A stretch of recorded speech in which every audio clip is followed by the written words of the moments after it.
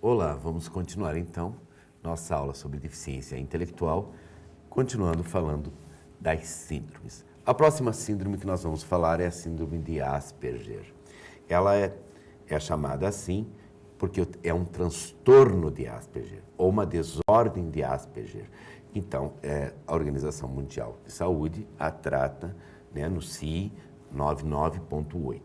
É uma síndrome de aspecto autista, diferenciando-se do autismo clássico, por não comportar nenhum atraso ou retardo global no desenvolvimento cognitivo ou da linguagem do indivíduo.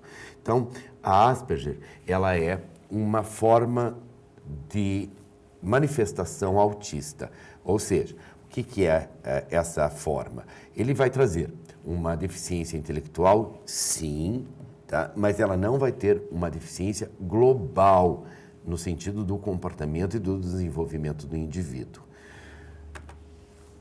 A síndrome de Asperger, ela pode ser mostrada e vista porque ela tem umas características extremamente especiais.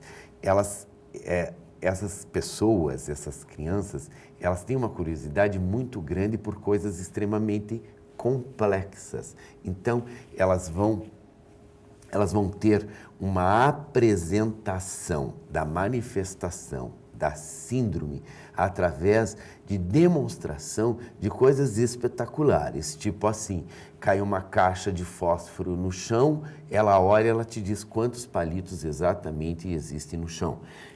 A estrutura molecular para ela é um fascínio estudo. Eles são apaixonados por tudo que envolve complexidade de estrutura.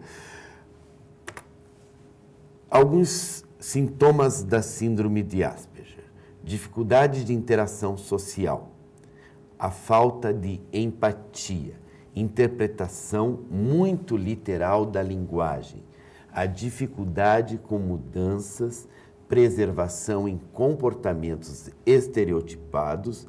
No entanto, isso pode ser conciliado com o desenvolvimento cognitivo normal ou não.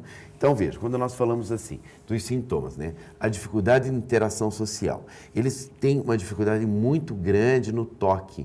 Então, são pessoas e crianças em que o toque é uma coisa que incomoda muito. Então, essa interação social passa a ser bastante prejudicada pelo toque e também por eles não gostarem de estar no meio de muita gente. Eles são muito mais isolados, eles se isolam, eles preferem conversas mais particulares, eles preferem conversar com quem eles têm uma certa afinidade e com quem faça esse contato. Primeiro o contato visual, depois o contato através da oralização e talvez um contato tátil, ou seja, de você segurar, fazer esse contato pessoal.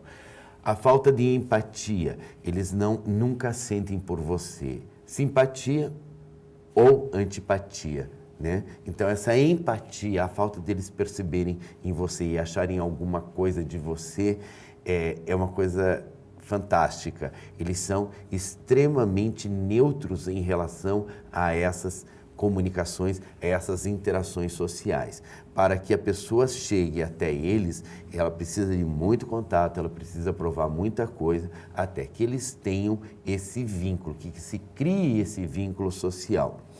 E também no Asperger a gente consegue perceber assim, que enquanto essa pessoa está vivendo no mundo deles, enquanto existe esse vínculo, mas esse vínculo que eu falo é um vínculo presencial, em que a pessoa está aparecendo na vida deles, existe a condição dessa relação até ser efetivada corretamente.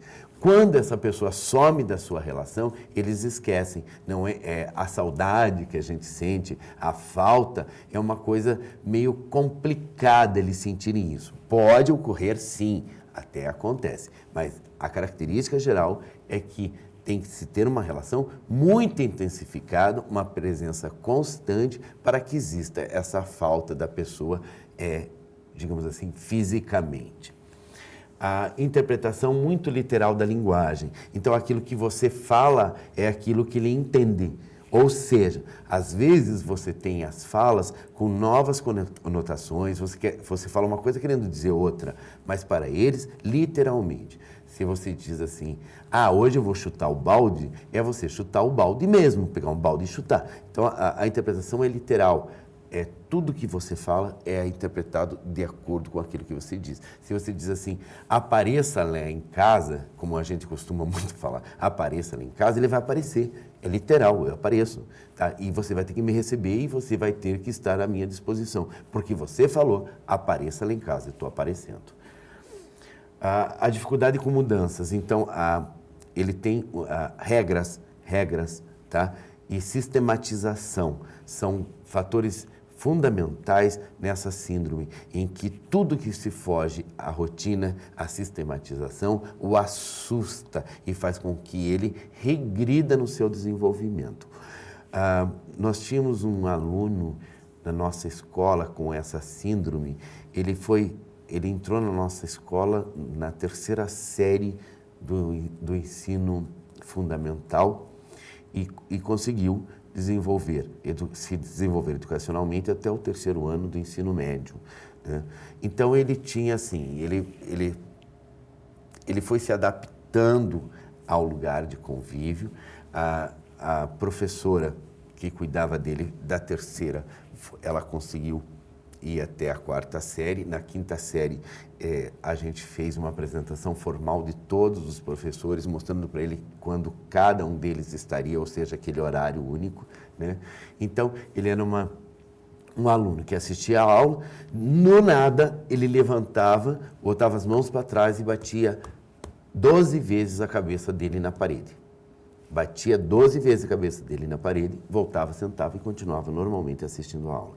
Então, isso a gente também fez com que os alunos da turma, eles tivessem já esse comportamento dele como um hábito estabelecido dentro da sala, fazendo com que não se fosse uma coisa assim do outro mundo, em que as crianças tivessem algum pavor ou alguma dificuldade. Então, toda sistematização é importante ser reforçada e ser ressaltada. Alguns estudiosos afirmam que grandes personalidades da história possuíam fortes traços da síndrome de Asperger, como Isaac Newton, o compositor Mozart, Sócrates e Westinghouse, o naturalista Darwin e o pintor renascentista Miguel Ângelo. Então, todos eles falam que Asperger, né, os estudiosos, eles trazem um certo desenvolvimento cognitivo que, na impressão que nos dá, que são pessoas extremamente habilidosas e inteligentes, que a sua inteligência e sua habilidade é fora do comum e fora do normal, porque são extremamente interessantes e fazem coisas assim alucinantes. Mas isso são algumas áreas que eles têm. Então, assim, Asperger é um transtorno do aspecto autista e tem 5 condições que se caracterizam. Diferença na adaptação para a comunicação, bem como os padrões repetitivos restritos no pensamento e no comportamento.